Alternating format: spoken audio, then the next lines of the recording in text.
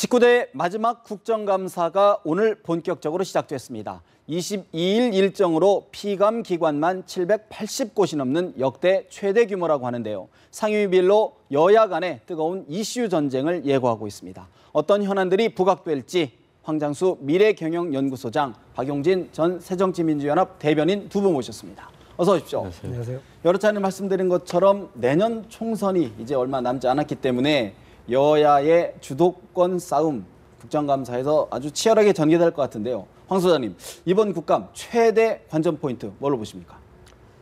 메르스 문제라든지 북한의 지뢰 도발, 최근에 낚싯배 침몰 이런 사건도 짚어지겠지만은 무엇보다도 이제 가장 중요한 것은 여야의 이념적, 가치적, 지형을 다루는 문제들이 3대 정점화되고 있다. 지금 이런 이야기가 있죠. 예. 즉 정부가 추진하는 노동개혁에 대해서 야권이 지금 재벌개혁이 우선돼야 된다라고 하면서 제동을 걸고 있지 않습니까? 그 문제하고 그다음에 역사교과서 국정으로 가느냐, 현행 검정으로 가느냐 하는 문제인데 이 문제는 아마 앞으로 여야의 자라나는 교육 세대에 대한 텃밭의 문제가 있기 때문에 그 문제에도 굉장히 예민하게 서로 반응할 것 같고요.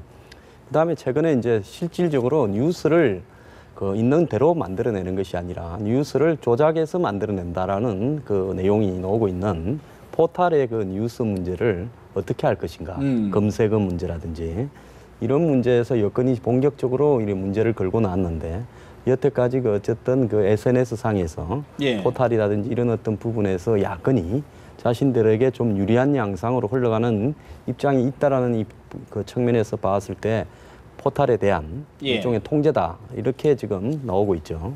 그래서 이 상대 쟁점이 장기적으로 여야의 어떤 정치적인 어떤 영역을 확산시키는 문제와 밀접한 이해관계를 가지고 있기 때문에 여기서 불꽃이 튈 것 같고요. 마지막으로는 야권이 지금 굉장히 혼란한 양상으로 내분 양상으로 돌아가고 있기 때문에 야권 내부를 단합시키기 위해서 대형 폭로 사건이 터져 나와서 국감기간에 정치를 갖다가 또 다른 방향으로 돌리도록 할 그럴 가능성도 있다고 봅니다. 그런 부분들.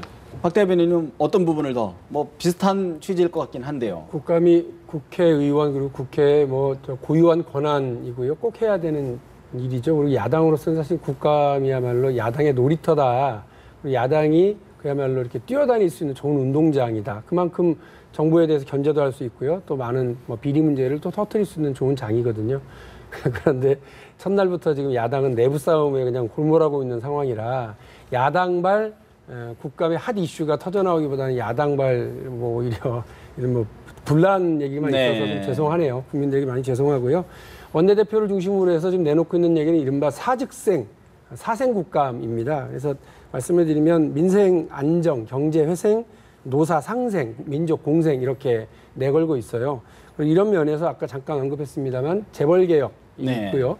강기정 의원과 정우택 위원장과의 이른바 고성 설전, 국민들이 약간 눈살을 찌푸리시긴 하셨으나 강기정 의원의 고군분투로 인해서 어쨌든 공정거래위원회에서 신동빈 롯데 회장 17일 날 증인으로 합의가 됐어요. 저는 이제 일이 바로 됐다고 생각을 합니다. 종합국감에 나오는 게 아니라 17일 날 공정거래위원회 국감 때 일이 하게 됐으니까요. 또 특수활동비 문제도 있고요. 정정석 장관의 선거 개입 발언, 이런 편향성에 대한 문제 제기가 아마 세게 있을 거라고 생각을 합니다. 안타까운 건 우리 황 소장님은 이념이라고 생각을 하고 말씀을 하셨습니다만 저는 먹고 사는 문제에 집중해야 할 여당이 왜 어떻게 보면 국정교과서라든지 포탈 문제라든지 이념 투쟁을 자꾸 이제 투구를 하는지 잘 이해를 못 하겠어요.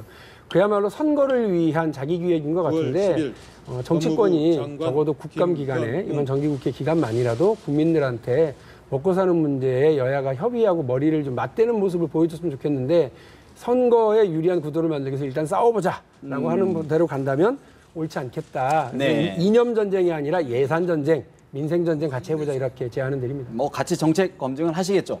지금 우리 황 소장께서 말씀 주셨던 부분, 사실 역사 교과서 논쟁 작년인가요? 재작년에 교학사의 한국사 교과서 채택 문제로 한번 사실 작년 초죠.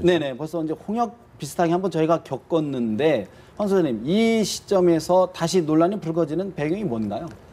저는 그 부분에 여권의 의원 일부가 본인의 어떤 보수적인 성향을 강화하는 부분에서 자신의 색채를 드러내려고 제기할 수는 있지만은 저는 뭐 그런 부분하고 관계없이 역사 교과서는 여야가 합의해서 하나로 만들어야 된다는 것이 맞다고 봅니다. 왜냐하면 출판사마다 역사를 갖다가 그것도 멀지도 않은 역사부터 시작해서 고대 선사시대 이미 그는 벌써 검증이 된 부분까지 다양하게 다르게 나오고 있는 교과서가 6개, 7개, 8개씩 된다는 거는 그것은 그 역사에 대한 장기적으로 봤을 때 왜곡이고요. 예. 실질적으로 역사 문제에 대한 관심을 갖다가 떨어뜨리고 있습니다.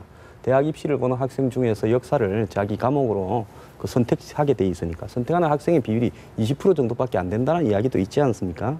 이런 상황에서 어느 누구한테 유리하고 불리하고의 문제를 떠나서 여야와 또 역사학계가 힘을 모아가지고 적어도 서로 간에 이견이 있는 역사는 네. 종론으로 두더라도 예를 들어서 최소 수백 년, 그다음 수천 년 전에까지의 역사는 전부 다 합의가 될 수 있지 않겠습니까?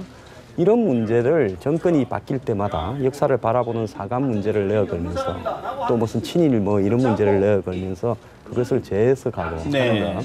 그리고 대한민국의 근대사에 대해서 해방 이후의 역사에 대해서도 적어도 공감되는 문제만큼은 똑같이 기술해야 된다. 역사를 저렇게 혼란스럽게 배우는 교과서마다 다르게 교사마다 다르게 이렇게 배우도록 학생들에게 놔둔다면 지금 우리나라 그 대학생들을 불러다가 역사 시험 문제를 한번 쳐보십시오. 우리가 고등학교를 다니고 대학을 다닐 때 과거의 역사에 대해서 근대사까지 다 외우다시피 했죠. 네. 그런데 지금은 그런 어떤 부분에 대해서 거의 관심이 없어져 있지 어렵다. 않습니까? 이런 부분들이 결국 지금 검증이라는 맹목하에 그럼 뭐 출판사가 자신들의 이해관계 또 정권의 눈치를 보는 관점에서 저렇게 다양하게 역사가 해석되어진다는 것 자체가 저는 문제라고 봅니다. 네, 역사만큼 한국사만큼은 좀 어떤 기준을 한번 세워보자 이런 말씀이신데 어떻게 보십니까? 뭘 가지고 기준을 세워요. 그러니까 팩트와 관련해서는 검정을 통해서 틀린 거, 왕건은 조선을 세운 임금이다. 이런 말도 안 되는 그 이야기가 있으면 그런 걸 검정제로 걸러내면 되는 거지. 하나의 사고, 하나의 그 가치 체계만을 강조하는 거 방식으로 가게 되면 어떡할 거예요. 그러니까 예를 들면 새정치민주연합이 혁신을 잘해가지고요 집권을 했습니다. 그래서 한 15년, 20년 했다고 안 믿고 계시는 표정이신데 박 소장님은 어쨌든 그랬다고 네. 쳐요. 그래서 새정치민주연합이 주도하는 국정교과서 채택이 돼버렸어요. 그럼 어떻게 하겠어요? 뭐 야당에서 그리고 보수 중에서 난리가 나지 않겠습니까? 정권에 따라 휘둘릴 수 있다. 그러니까 말이 안 되는 얘기를 지금 하고 있다. 그런 생각이고요. 이건 좌우의 문제, 보수 진보의 이념 문제로 바라봐서는 안 된다. 이거 하나고요. 지금 국정교과서를 채택하고 있는 나라를 그냥 보면 알아요. 베트남, 스리랑카, 북한.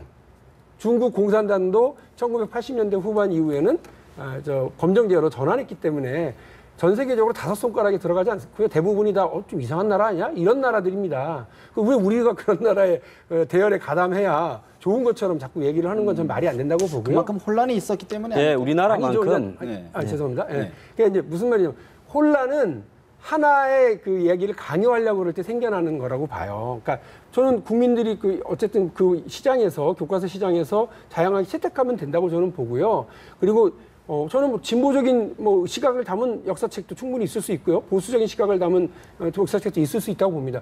그거를 읽고 판단하는 게 가르치는 교단에서의 역할이고 학생들의 역할이고 이렇잖아요. 네. 그러니까 제가 아까 말씀드린 것처럼 말도 안 되는 역사 사실을 뒤집어서 얘기하는 것들은 채택을 하지 않도록 하고 검정이 제도에서 걸러내면 되는 문제지. 네. 그거를 하나로 자꾸 몰고 가려고 했을 때는 오히려 부작용이 클고 우리 사회에 네. 재앙이 될 거라고 봅니다. 요즘 뭐 젊은이들 사이에 헬조선이라든지 우리나라를 비하하는 것이 보편적으로 퍼져 있는데요. 저는 이런 부분들이 그 역사 교과서를 가지각색대로 해석하고 정치적으로 악용하는 이런 부분들이 너무나 많기 때문에 어떤 세력이 한다라기보다 그렇기 때문에 한국의 그런 부작용 때문에라도 해야 된다고 봅니다. 중국같이 공산당이 지배한 나라는 검정으로 100개를 해도 똑같을 겁니다. 근데 여기서 중요한 것은요. 미국 사회에서 보면 인디언 문제, 즉 토착 원주민들을 네. 백인들이 학살하면서 땅을 차지했다. 그다음에 흑백 인종 간의 갈등 문제, 특히 남북 전쟁을 어떻게 해석하는가 문제. 이런 것이 미국 사회에 굉장히 다양한 수정적인 시각들, 특히 9.11 또 사태를 바라보는 문제. 하지만 미국의 교과서에는 이런 문제들이 명확하게 합의되어서 올라 있습니다. 그리고 그것을 민간적인 입장에서 지속적으로 문제를 제기하고 자신의 이념적 가치에 따라서 다르게 해석할 수는 있겠죠. 네. 그렇지만은 적어도 역사 문제에서도 합의를 못한다면 예를 들어서 프랑스가 잠 다르크 문제를 마녀냐, 뭐 프랑스를 구한 사람이냐 이런 식으로의 문제에서 양론을 갖다가 배운다면 어떻게 되겠습니까? 그렇기 때문에 유관순 지금 그런 현상이 나타나고 있잖아요. 유관순에 대해서 어떻게 네. 해석하느냐. 또 이승만에 대해서 어떻게 해서 이승만 대통령의 잘잘못이 있을 수 있다면 잘잘못대로 그대로 기재를 하면 되는 것이죠. 합의를 했어요. 근데 왜 그런 부분을 하나가 아니라 다양하게 하자는 데 대해서 네. 야권이나 진보 진영에서 그렇게 집착하는지, 그것은 궁극적으로 그렇게 해야만이 본인들의 정치적 지형을 넓히는데 젊은 세대들이, 교육받는 세대들이 나중에 다 자신들의 편이 될 거라는 그런 확신이 있기 때문에 그런 거 아닌가 생각합니다. 뭐라고 말씀하시든 간에 저는 스리랑카랑 북한처럼 가는 건 반대예요. 네. 예. 지금 말씀 주셨던 것처럼 그만큼 첨예한 논쟁이 있기 때문에 앞으로의 과정도 사실은 적지 않은 진통 분명히 있을 것 같습니다. 또 한 가지 짚어보겠습니다. 자, 우리 황 소장님께서 관전 포인트를 잡고 주신 걸 말씀드리는 것 같지만 사실 지금 여당 중심으로 인터넷 포털 언론의 어떤 편향성, 어떤 경향성 등을 좀 집중적으로 제시를 하고 있는데 박 소장님 어떻게 보십니까? 아니 저는 그것과 관련해서도 제가 아까 말씀드린 것처럼 김무성 네. 대표가 대선으로 가기 위한, 총선으로 가기 위한 전략이라면 뭐 나름 인정을 하겠습니다만 팩트와 다른 얘기를 자꾸 하셔서 노조 쇠파이프 때문에 경제가 이 모양이라고 얘기하는 8년째 집권하고 있는 정당에서 그렇게 얘기하시면 안 되죠. 8년 동안 뭐 하시고 노동조합 탓을 해요. 마찬가지입니다. 포탈 때문에 안 된다고 얘기하면서 그 무슨 보고서라고 나왔는데 네. 그 보고서를 인용하는 걸 보면 아니 크림빵 아빠와 관련된 수사에서 경찰이 제대로 수사하지 못했다는 기사가 왜 편향적인 거라는 겁니까? 정부 비판하면 무조건 뭐 좌편향이에요? 그러니까 저는 그런 방식으로 사고하고 접근해서 무슨 정부 여당이 무슨 피해자인 양 이렇게 행세하는 거 저는 올바르지 않다고 봐요. 우리 사회를 자꾸 반으로 가르고 좌우로 갈라서 보려고 그러면서 네. 제가 볼 때는 그 포탈을 총선을 앞두고 길들이기 위해서 일부러 일종의 그냥 멱살 잡기 하고 있으신 거 아니냐 네. 이런 생각이 들고요. 또 하나는 이 포탈과 일종의 경쟁 관계에 있는 보수 언론들이 있어요. 그래서 광고까지도 또 경쟁 관계가 됐어요. 그런 의미에서 보수 언론들과의 일종의 그쪽을 향한 윙크 뭐 이런 것들도 있는 거 아니냐는 생각이 듭니다. 그래서 김무성 대표가 이를 과도하게 구부러뜨려서 말씀하시는 측면들이 있는데 네. 선거 전략으로는 어쩔지 모르겠습니다만 우리 사회를 자꾸 나눠놓는 방식으로 가시는 거라서 종국에는 김무성 대표가 통합의 정치인, 화합의 정치인, 또 뭐 대권을 향해서 가신 때 필요한 이미지하고 완전히 거꾸로 가는 거거든요. 국감 이슈는 멀리 보면 안 될 것 같습니다. 국감 이슈는 적절치 않다 그런 말씀인 것 같은데 어떻게 보십니까? 예, 포탈이라 그러면 영어로 이제 게이트웨이, 개우국 병목. 네. 그러니까 이 모든 어떤 정보들을 통제하는? 뭐 뉴스부터 네. 시작해서 뭐 온갖 정보들을 갖다가 다 이렇게 병목 역할을 한다. 실제로 지금 한국 사회에 보면 두 개의 포탈, 그 중에서도 네이버에 대부분의 그 병목 역할이 되지 않습니까? 네. 이 나타난 폐해가 보통이 아니죠. 자, 포탈이 언론입니까? 언론 아닙니다. 뉴스를 생산하지도 않습니다. 근데 지금 현재 대부분 뉴스를 어떻게 접하느냐 보면 이제 종이 신문은 거의 없어지고 또 TV보다도 대부분 사람들이 이제 스마트폰을 통해서 뉴스를 보게 됩니다. 그러면 뉴스를 거기에 이제 올리고 이러한 어떤 기능에 있어서 포탈이 여러 가지 영향을 가질 수 있죠. 그렇기 때문에 뭐 뉴스를 집계하는 부분에 대해서 포탈이 관여하지 않겠다 이런 일이 네. 있었지만은 중요한 것은 포탈에 나타나는 그런 어떤 검색 기능부터 시작해서 포탈에 여전히 이 포탈 예를 들어서 모바일 시스템으로 되어 있을 때 예. 그 첫 화면에 나타나는 뉴스 사람들은 대부분 거기에 접하게 되어 있습니다. 그럼 그것을 누가 정하는가 하는 거죠. 그래서 어떤 세력에는 유리하고 어떤 세력은 불리한다 한 부분을 과연 포탈에 있는 뉴스 검색자 뉴스를 관리하는 관리자 네. 수준에서 그렇게 하는 것이 우리 사회에 미치는 영향이 얼마나 큰가. 자, 포탈은 뉴스 내용에는 책임을 지지 않으면서 뉴스를 올려주는 조건으로 돈은 받습니다. 그러면서 실질적으로 그런 어떤 정보에 대해서는 가장 접근하기 쉬운 통로를 장악하고 있습니다. 이런 부분으로 봤을 때 과연 국민들이 포탈이 제공하는 뉴스를 네. 인위적으로 받아보는 행태로 보는 것이 옳은가에 대해서 저는 올바른 문제를 지적해야 될 순간이 왔다는 거고요. 그건 여권에서 제기하는 문제하고는 별개로요. 그렇게 되면 국민들이 전부 획일화된 뉴스를 볼 수밖에 없다는 겁니다. 그래서 그런 어떤 부분이 옳지는 않다고 네. 저는 보고요. 이런 부분에서 뉴스의 다양한 접근을 보장하는 관점에서 포탈의 뉴스 보도 기능이 적절한가? 네. 그리고 포탈이 저런 형태로 띄우는 것이 뉴스 화면에 맞는가 하는 문제에 대해서는 이제 제재를 취할 시점이 되었다고 보고 있습니다. 왜냐하면 책임을 안 지니까요. 근데 야당에서 이야기하는 거는 왜 이 시점이냐는 거죠. 예를 들어서 여러 시점이 있었는데 꼭 뭐 총선이라든가 뭐 대선 뭐 길목에서 왜 하느냐는 물론 그런- 여당의 입장에서는 총선이나 대선 전에 포탈에 대해서 손을 좀 보지 않고는 어렵다라는 시각을 가질 수 있겠죠. 왜냐하면 검색어를 조정하는 부분, 실제로 보면 뭐 저도 검색어에 가끔 이름이 오릅니다만 갑자기 사라지고 이러는 부분에서 납득이 불가능할 때가 너무나 많습니다. 누가 어떻게 그렇게 되는지를 해명이 불가능하죠. 거기에 보면 뉴스 순서, 20대, 30대가 뭐 40대, 50대가 많이 보는 실시간 거, 검색어, 예, 그다음에 그 각 어떤 섹션별로 또 네. 많이 보는 기사, 이런 부분들이 어떻게 편집되는지 이런 어떤 부분에서요. 지금까지 솔직히 말하면 방치 상태에 있었기 때문에 뭐 우리나라에 어떤 사건이 벌어지면 항상 왜 이때 이런 일이 벌어지는가 하는 의심을 하지 않습니까? 그건 새누리당의 문제하고는 별도로 새누리당은 자신의 필요에 의해서 문제를 제기했지만은 기왕에 정치 쟁점화된 이상 이 검토해볼 필요가 문제는 있다. 분명히 단속돼야 돼. 책임지지 않는 뉴스, 그럼 일방적으로 전달되어지기만 하는 그런 어떤 뉴스 행태가 옳은가 반성을 해야죠. 저는 뭐 네이버나 다음에 시장 독과점과 관련된 부분은 지적해 볼 필요가 있고요. 또 말씀하신 것처럼 뉴스의 이제 노출 기능과 관련해서 여러 가지 점검해 볼 필요는 있다고는 봐요.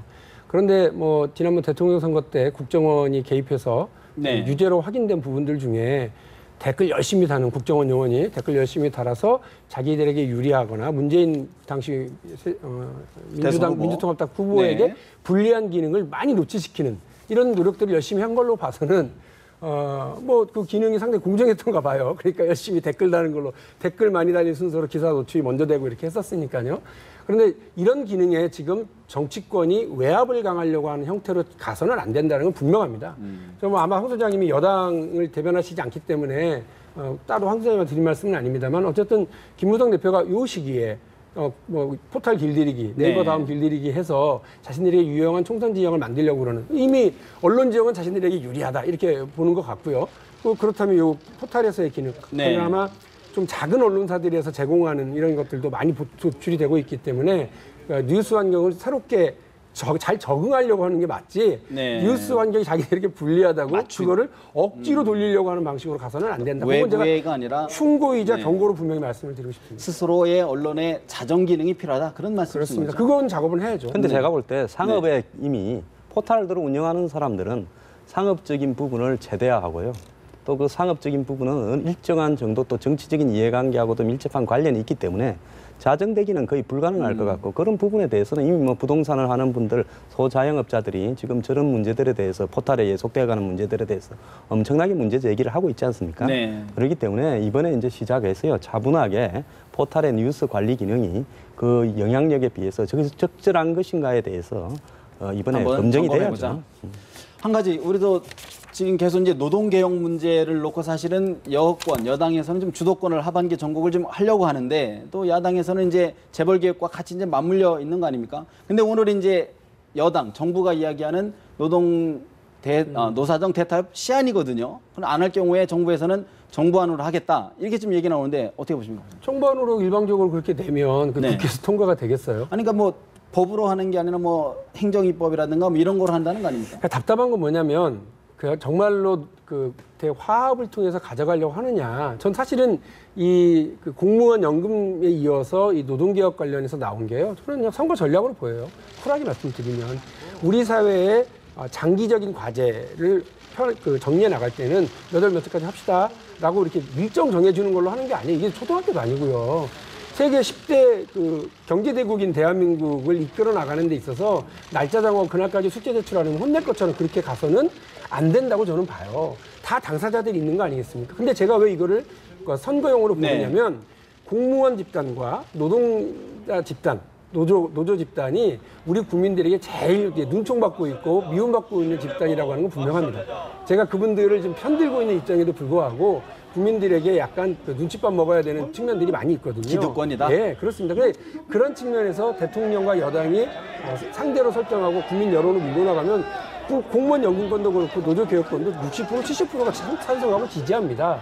그거를 선거에 이렇게 그 여론적 지지를 끌어내기 위한 것으로만 보여요. 안 그러면 정말로 이거 올해 한 100년을 대한민국의 100년을 결정하는 일이니까 차분하게 정리해 나가는 것이 맞고요. 서로 협의하고 양보하고 이렇게 끌어내 가야 되거든요. 네. 그런데 날짜 정해놓고 지금 다시 노사정 회의에 그 한국노총이 복귀한 지 며칠이나 됐다고 오늘 끝났으니까 앞으로 그냥 없어 이렇게 쭉 밀고 나가는 네. 그런 방식으로 가는 게 과연 도움이 될까? 저는 갈등만 계속 네. 일으킬 거고 갈등이 벌어지면 정부가 더 유리하다고 저는 봐요. 그래서 참 노동계로서는 답답하고 야당으로서도 답답하긴 합니다만 정말로 우리 사회의 경제 문제를 좀 해결해 나가려면 넓게 봐야죠. 재벌 문제도 있고요. 경제적으로 지금 막혀 있는 부분이 재벌 문제도 있고 노동자 문제도 있고 다양한 문제들이 있거든요.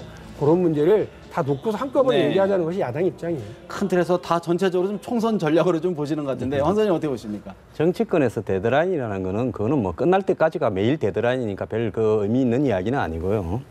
다만 그 이제 박용진 대변인식으로 제가 말씀을 드리면 여건이 노동 계획을 들고 나왔을 때 야권은 여건이 내놓은 노동 계획의 문제들에 대해서 지적을 하고 세부적으로 해부해서 디테일하게 문제를 국민들에게 알리는 것이 맞는데 거기에 왜 때맞춰 또 재벌 개혁을 들고 노느냐. 재벌 개혁은 뭐 야권이 1년 내내 하는 소리지 않습니까?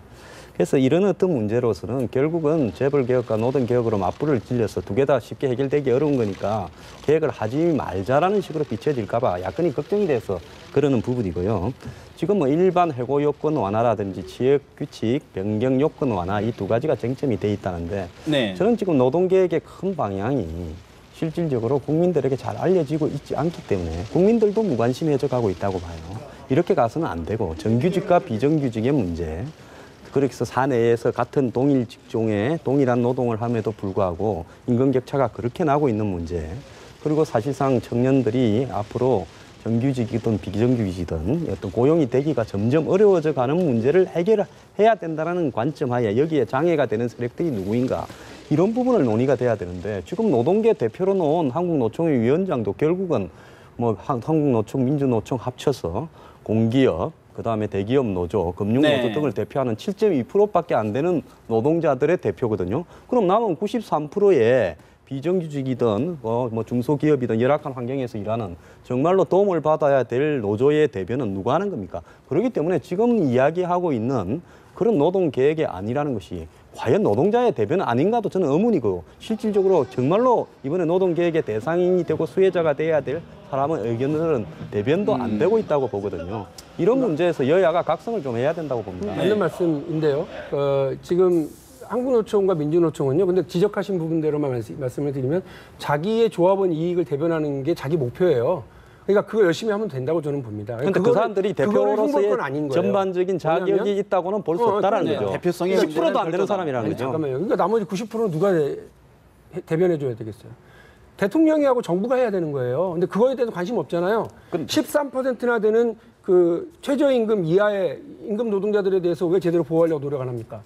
그리고 비정규직 지금 뭐 우리 노동인구의 50%가 넘고 있는데 거기에 대해서는 대책을 내놓고 적극적으로 밀어붙이지 않고서 굳이 그 임금 그것만 가지고 얘기를 하냐는 거예요. 저는 그러니까 오히려 야당이 운동장을 더 넓게 보자.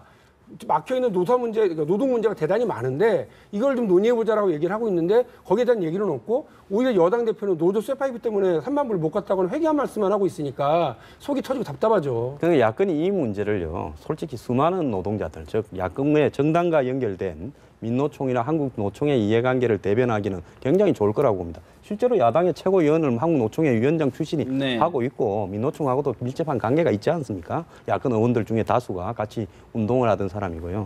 그러면 야권이 예를 들어서 지금 93%의 노동자들을 왜 대변을 못하는 겁니까? 그렇게 하면 정부가 코너에 몰릴 건데요. 그런 어떤 부분에서 야권이 과연 누구를 대변하고 있는가 반성을 좀 해야죠. 알겠습니다. 이 부분 역시 국감 앞으로 하반기 계속 치열한 논쟁이 있을 것 같고요. 한 가지만 좀 짚어보겠습니다. 우리 박용진 대변인께서 좋아하시지 않을 이슈 같은데 문재인 대표가 어제 비장의 카드를 꺼내드렸습니다. 사실상 돌파, 정면 돌파, 문재인식으로 해결하겠다라는 선언인 것 같은데 박 대변인 얘기 좀 들어볼까요? 어떻게 보십니까? 근데 이게 승부수라는 얘기도 있고요. 고육지책이라고 하는 얘기도 있고요. 각각 좀 결이 좀 많이 달라요. 그리고 또 이걸 받아들이는 비주류 쪽에서는 협박하냐 이렇게 되고 있죠. 근데 중앙위원회로 그러니까 두 가지를 내놓은 겁니다. 중앙위원회에서 이번에 만들어진 혁신안이 부결되면 사퇴하는 거고요. 또 중앙위원회를 통과하더라도 재심은 별도로 묻도록 하겠다라고 하는 겁니다. 따라서 두 번의 이제 사선을 넘어야 되는데 문재인 대표로서는 지금 당내 분위기가 그러니까 혁신안에도 우호적이지 않고 또 문재인 대표 체제에 대해서도 퀘스천 마크가 자꾸 많이 생기는 것과 관련해서 무언가 일거에 정리를 해야 될 상황이라고 판단한 것은 같습니다. 그것이 승부수일지 고육지책일지 판단 미스가 될지는 아직은 모르는데 제가 지금 주목해서 보고 있는 건 정세균 대표입니다. 정세균 상임고문이죠. 정세균 상임고문이 어제 오후 3시에 기자회견을 예정해 놓고 있었는데 2시 반에 문재인 대표가 저 재신임 카드를 던지면서 약간 머쓱. 근데 그 핵심 내용이 뭐냐면 문재인 대표의 지도력으로는 어려울 것 같으니 현 상황을 인정하고 연석회의를 여는데 3선 이상의 당의 의원들 그리고 전현직 대표직 지도부들 그리고 상임 고문단 또 밖에 나가 있는 정동영, 천정배 의원까지 싹 다 모여서 그야말로 원탁회의 한번 해보자라고 하는 거였습니다. 그러니까 문재인 대표의 지도력과 집행력에 대한 이렇게 불인정으로 보일 수 있는 당무만 보시라. 예. 그런데 저 정세균 상임 고문이 누굽니까? 이른바 범친노계의 맏형, 리더, 좌장 이렇게도 얘기되고 있고요. 지금 문재인 대표 체제를 이렇게 안정적으로 뒷받침하고 있기도 합니다. 그런데 어제 의총에서 이원욱 의원, 정세균 대표하고 상당히 가까운 의원으로 알려져 있는데 이원욱 의원이 이 혁신안에 대해서 뭐 대놓고 반발하고 비판적인 이야기를 진행을 했고요. 또 지금 상황을 보면 정세균 대표가 그 중앙위에서 어떻게 움직이느냐, 무게중심이 어디로 가느냐에 따라서 사실 중앙위원회도 만만한 게 아니에요. 그러니까 언론에서는 그냥 중앙위원회 저거 친노끼리 다 하는 거다 이렇게 얘기들 하시지만 제가 좀 파악해 보니까 어저께 확정된 중앙위원 숫자가 576명입니다. 통과하려면 재석이 아니라 재적. 그러니까 576의 절반이 288명 이상이 찬성을 해야 되는데 지난번 별것도 아닌 1차 혁신안 통과시킬 때요.